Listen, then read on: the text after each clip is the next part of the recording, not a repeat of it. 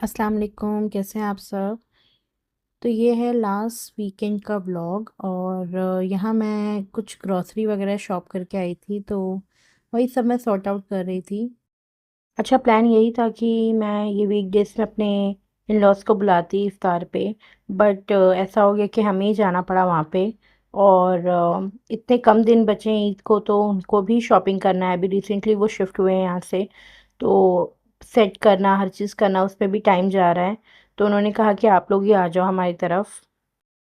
तो यहाँ मैं सब ग्रॉसरी सेट करके रख रही थी, साथ ही साथ दूसरे भी काम थे, क्योंकि अगर मैं ये काम नहीं करूँगी तो फिर ये जो नेक्स्ट डे पे टल जाता है तो बहुत मुश्किल होता है करना। और ये मुझे सबसे भारी काम लगता है, चीज़ें जगह पे रखना। तो बस यही सबसे पहले सॉर्ट कर रही थी।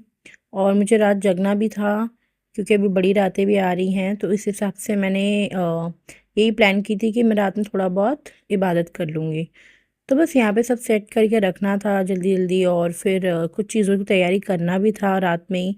तो वो सब करके मैं अभी सॉर्ट कर रही थी सब चीज़ें। और यहाँ पे रिफ़िल वगैरह भी चीज़ें करनी थी, तो वो भी साथ ही साथ हो रही थी। तो क्या बाद में फिर एक्स्ट्रा काम और एक्स्ट्रा टाइम देने की ज़रूरत नहीं पड़ती है। ये साथ ही साथ अगर हो जाए तो बहुत ईज़ी होता है। और ये एक बोलते हैं ना, आपने रूटीन रखना ही है, क्योंकि फिर अगर चीज़ें ज़रा भी लेट हो जाए करने में तो फिर मेरे से तो नहीं हो पाता है।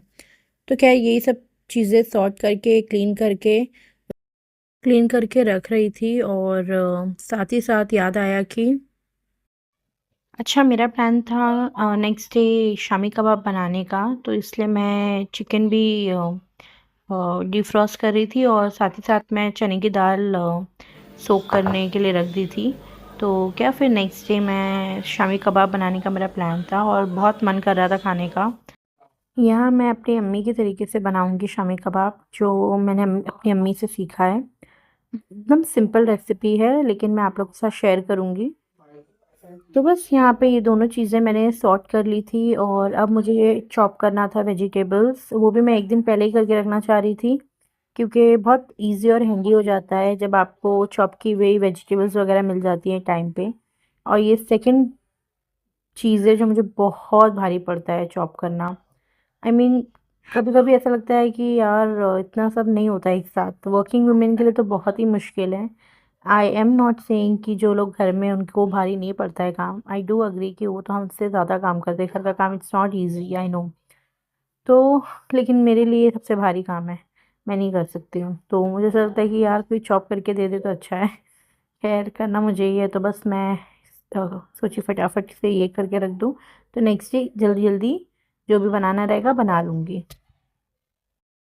ये मुझे लगता है कि ये सेकंड अच्छी हैबिट है जो हमें करनी चाहिए, स्पेशली जो वर्किंग वुमेन हैं, जो जिनके पास बिल्कुल टाइम नहीं रहता है। तो लास्ट में हमें यही होता है कि हम प्रोसेस्ड फूड्स वगैरह खा लेते हैं, जिससे बॉडी भी फिर अच्छी नहीं होती हमारी, हेल्थ इश्यूज हो जाते हैं। तो ये सबसे बेस्ट तरीका है कि आप वीकेंड्स में, मैं ज़्यादातर कोशिश यही करती हूँ कि वीकेंड्स में जो भी मुझे वीक का बनाना रहेगा, कमिंग वीक का, वो मैं पहले ही सॉर्ट करके चीज़ें जगह पे रख देती हूँ।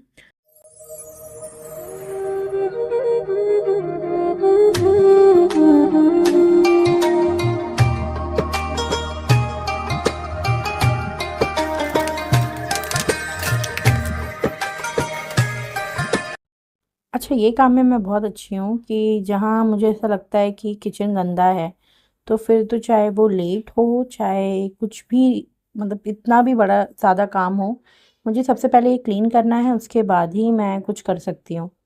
तो ये मेरी एक आप बुरी आदत बोल रहे हैं या अच्छी, मुझे खुद नहीं मालूम, लेकिन अगर सिंक में बर्तन है या किचन गंदा है तो मैं कुछ भी नहीं कर सकती। सबसे पहले मुझे उसे क्लीन ही करना है।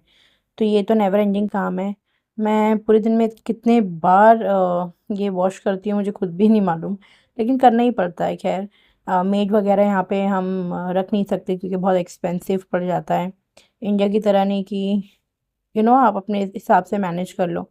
यहाँ पे बहुत एक्सपेंसिव है मेड वगैरह, तो सब खुद ही करना है। खैर, अच्छा, यहाँ मैं आप लोग के साथ सहरी रूटीन भी शेयर कर रही हूँ कि मैं सहरी में क्या खाती हूँ। यहाँ मैं बना रही हूँ पराठा। हम एवरीडे ही पराठा खाते हैं, चाय पराठा, क्योंकि यहाँ पे या तो चाय पराठा या तो चाय पाव। मुझे और मेरे हस्बैंड हम दोनों को ही हैवी सैरी करना अच्छा नहीं लगता है, क्योंकि फिर बहुत ब्लोटिंग और बहुत सारी चीज़ें होने लगती है।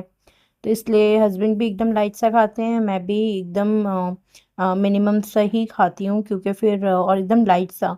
तो क्या उसमें कितने लोग, तो हम जैसे मैं बॉम्बे की बात बता रही हूँ कि हम बहुत कुछ खाते थे सैरी में। खिचड़ी बनती थी, फिर बाहर से भी चीज़ें आती थी। लेकिन अब यहाँ पे तो बिल्कुल नहीं, क्योंकि फिर ऐसा हो जाता है कि रोज़े में ही थोड़ी बहुत ब्लोटिंग वगैरह स्टार्ट हो जाती है। तो इसलिए एकदम सिंपल चाय पराठा बेस्ट रहता है। डू शेयर योर सैरी रूटीन।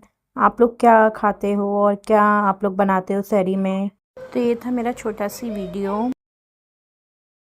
वीडियो को प्लीज़ लाइक करें, शेयर करें और मेरे चैनल को सब्सक्राइब करें। मैं अभी नेक्स्ट वीडियो जल्दी ही डालूँगी अच्छी रेसिपीज़ के साथ, तो चैनल को सब्सक्राइब कर लें और दुआओं में याद रखें। अल्लाह हाफ़िज़।